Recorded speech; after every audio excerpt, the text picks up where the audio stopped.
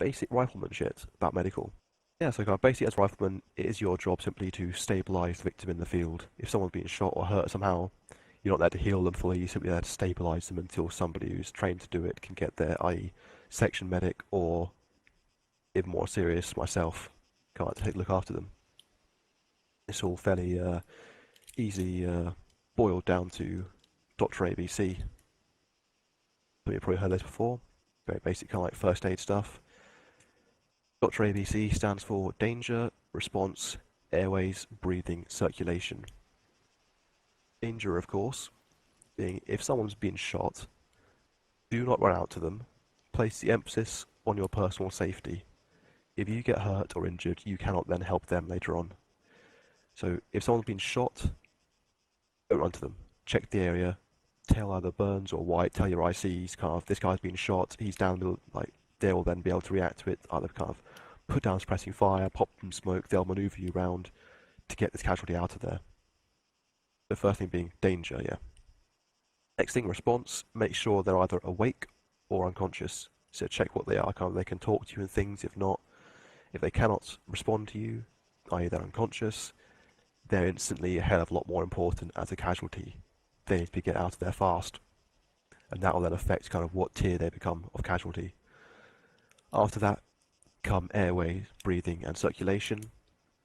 It's more or less kind of this is the order in which you kind of find kind of airways and things, kind of like, of course, breathing. You stop breathing for a while, it's going to hurt you more. Then if you kind of the heart stops going. But in ACE, it all boils down to simply kind of checking blood pressure, checking pulse, which as basic riflemen will simply come up as either high, normal, or low. Of course, section medic, I believe how it might be set up is that you will be able to see the actual readouts of it. Can you see the actual numbers? Is this correct? Cool, that's good. So you'll be able to actually see what's going on with them properly. So I mean, if possible, of course, you would, once you've manoeuvred around and got this person out of the danger, pass the casualty on to your section medic, and he would then be able to properly assess them and give them a tier assessment. But that's pretty much what happens when we take casualty.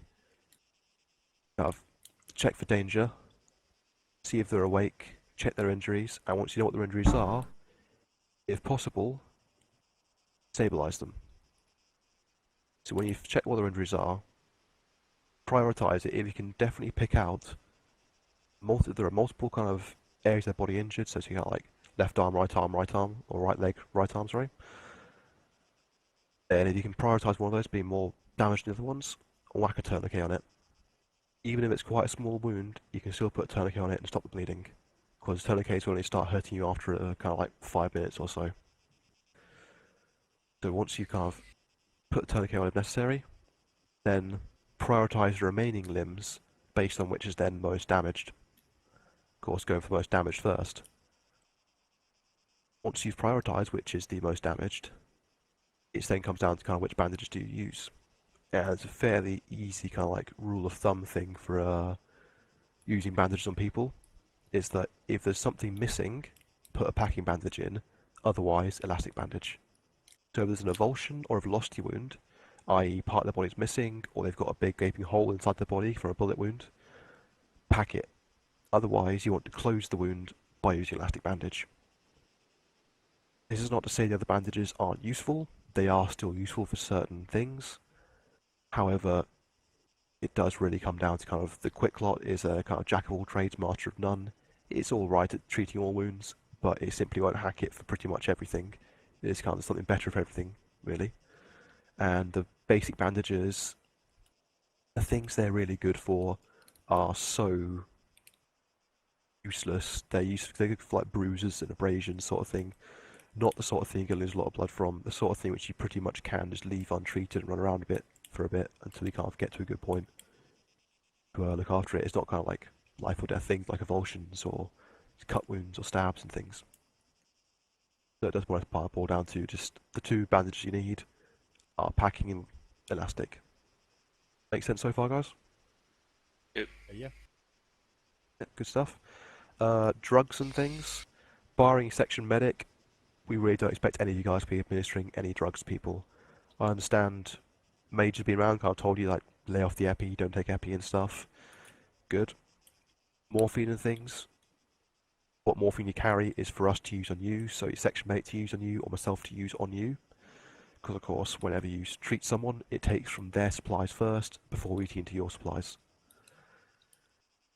I mean, we do get a readout in the top left when we're giving people drugs and things, and when we're doing actions in ACE, saying kind of what you gave them. But that thing, if someone's quite badly injured, it does kind of scroll out of view, and we will lose kind of an eye on what they're doing. So kind of if you've given them morphine, all of a sudden their bloody heart rate's going to plummet, their blood pressure's going to plummet, and we've got to know that, and we've got to plan around that.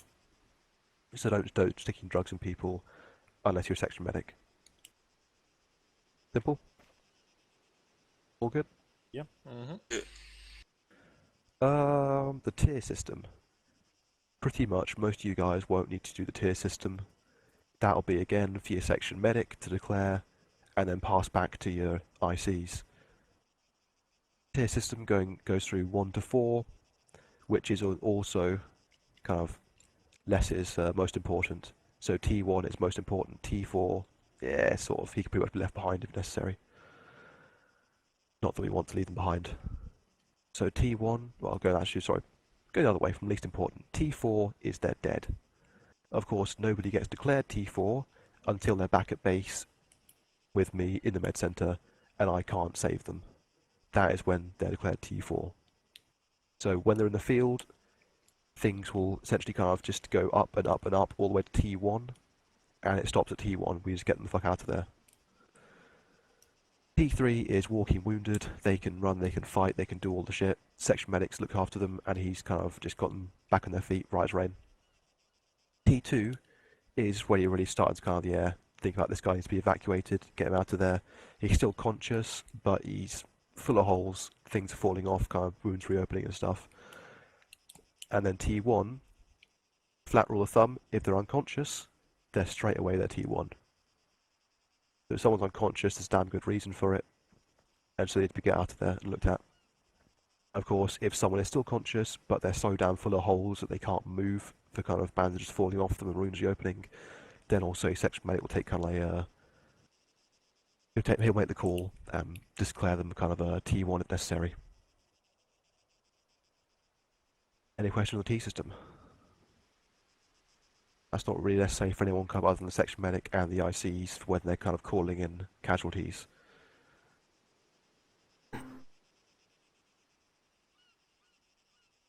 Anything else to go through?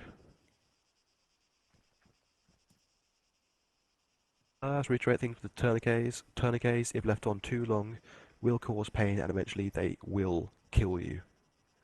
They'll cut off blood pressure supply to a limb, and it will essentially, in ACE terms, they won't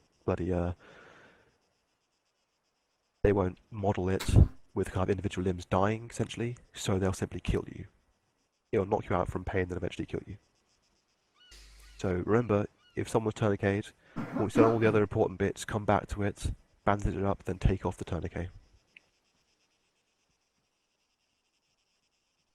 Otherwise, I'm not sure there's really too much to else to go over. Other than stressing enough that don't run out to casualties. If someone gets shot, do not run to them. Tell Burns or tell White that they're down. They will then plan around that and get them out of there. If someone gets shot, even if they're standing right next to you, don't go over to them. They've been shot in that position. That is not a safe position. Prioritize your own safety first. If you're dead, you can't help him.